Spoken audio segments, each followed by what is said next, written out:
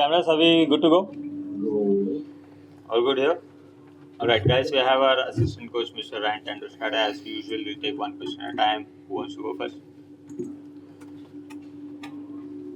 Ryan, how confident are we for tomorrow? First, and the second thing is, what were the main points of discussion when the batters were coming out? After dismissal, that what kind of is there some more challenging on the wicket or the bowlers? What specifically they were doing? What kind of a conversation you guys were having? And firstly, that are you happy with the score, especially knowing that the ball was almost throughout the day doing something? Yeah, I think that score is a pretty fair day. It was challenging for the batting group with the starting and stopping. I think the fact that the partnership's all sort of 20, 30, 40, 20, 30 is indicative of the surface. There's a lot of good balls out there.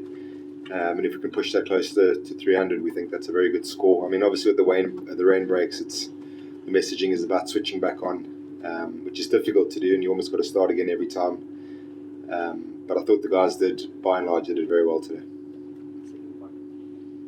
What's the messaging to the players coming on off the field? Yes, what were they talking about? The wicket? Yeah, look, the wicket obviously started a bit slow.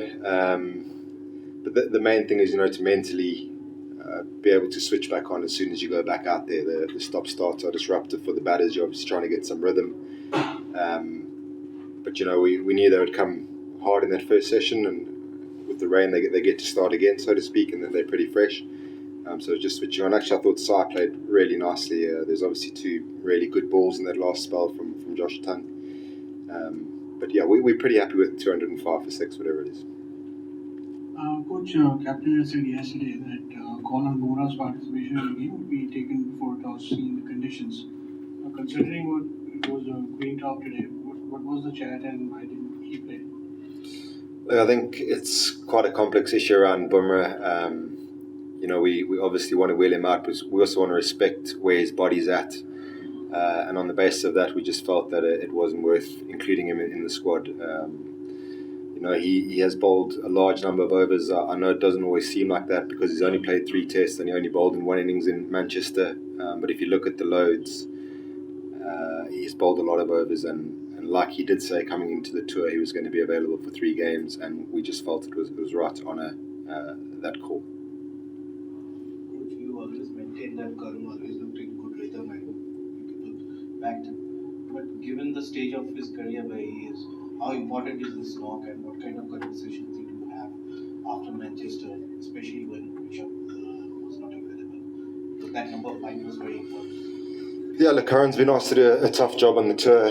Start off at 6 in the first test and then batted at 3 for the other 2 tests. And I always said, and we always thought that his tempo and his rhythm was very good. He's a quality player, particularly for that reason. He can absorb the pressure. So going in today at a different position again, I thought he summed up the conditions really well. Look, when someone comes back into the test side like he does after a lengthy absence, the pressure's always there. And I think he's handled that very well. But you could probably say the same about someone like Dhruv. And I think when you're representing a country like India, you don't expect it easy. And the guys are attuned to going there and dealing with the pressure. And hats off to Karun. I think he's had a really good tour without blowing the lights out. But he's given himself a chance now tomorrow to get a big, meaningful score for the team. Yeah, so just an extension of the last question. Basically, Shubman was in one of the previous press conferences. He said that in the first test match, Karun did not bat at his probably preferred position. And then again, we have seen him bat twice at number 3. Again, he's batting at number 5. So how difficult it is for someone, like you said, that he's coming back into test cricket after a long time and under these difficult circumstances. How tough do you think is it for a player also mentally, technically also, how to adjust to different conditions according to the flexibility of the team? It's not ideal, and you can see we're always trying to put the guys in their most favoured position, but with the batting unit we've brought on tour, sometimes you have to make adjustments. I'd say today probably suited him quite well given the conditions. Walking in when he did, it's not too dissimilar to what a 3 or 4, which is his preferred position, would walk into. And I think it's a feather in his cap that he is so versatile. I thought 6 was a big ask. 6 is very different to 5, 4, 3. And given the way the wicket played and how early he got to the crease today, I think it actually suited him nicely. But he's never complained. The messaging's always the same. It's the team that comes first. What job can you do for the team? And he just cracks on with it. And like everyone else, he just wants to give his best and play as much Test cricket as he can. Last thing, yeah. Ryan, how frustrating is it that your informed batter, who's also the captain of the team, gets himself in and then runs himself out in conditions such as these? I'm assuming not as frustrating as it is for him. He's in the touch of his life again today. He made batting look really easy for the 40 minutes or whatever he was out there. But these mistakes do happen. England actually bowled nicely in that little spell, and one of the things we did speak about in the breaks is how well we were accumulating, because it didn't look easy to hit boundaries there. And I thought all the batters today accumulated really well around the stumps. So I guess it's getting that balance right of trying to keep the pressure on the bowlers and the fielders and taking the runs where you can. But that's a misjudgment of a run, and I think given what he's done in the first 4 tests, we'll let him get away with that one. Right. Just for the conditions, from the outside, it seems like this already could be a good score. But you will be better equipped to tell us, because you would know what to expect from this pitch tomorrow and day after. Is the moment expected to die down anytime soon, which might not make it look as good as it seems to me right now?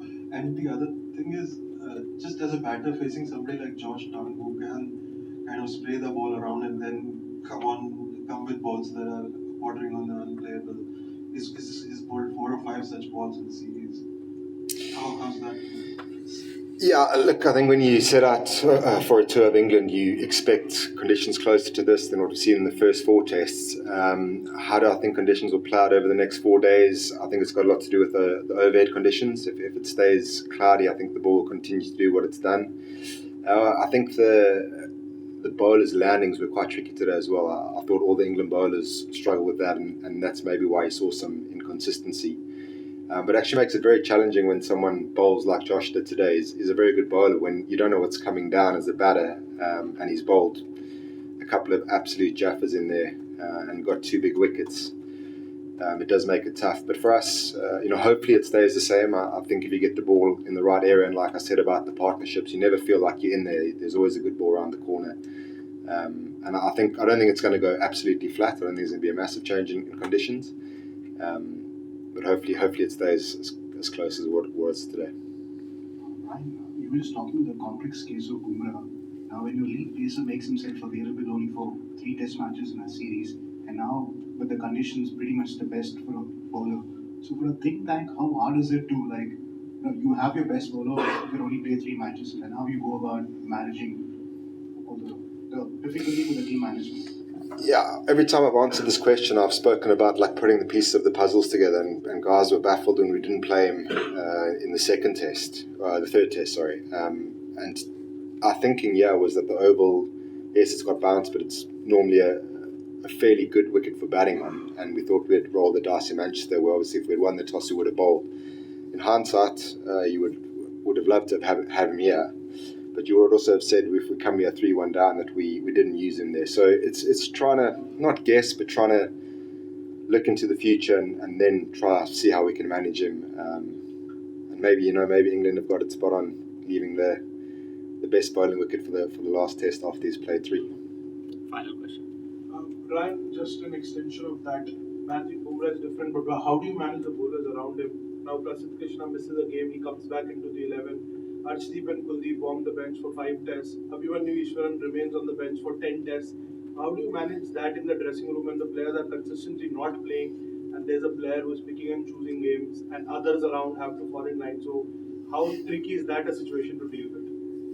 Look, I don't think picking and choosing is a fair comment to Bums. He did say he was going to play 3 games. He left it up to us which 3 he played. We've tried to manage the situation. It's not ideal. I guess giving those guys attention, the guys who aren't playing, particularly when you're carrying 18, is important. Make them know that you're making all the decisions in good faith in the best interest of the team. And just on that, all the guys who haven't played, they've been fantastic. They've trained the house down. They're disappointed when they get left out, but they don't let it show when they're around the group. And that's very important to creating a good culture for the guys who are playing to perform. Thank you. Thank you, guys.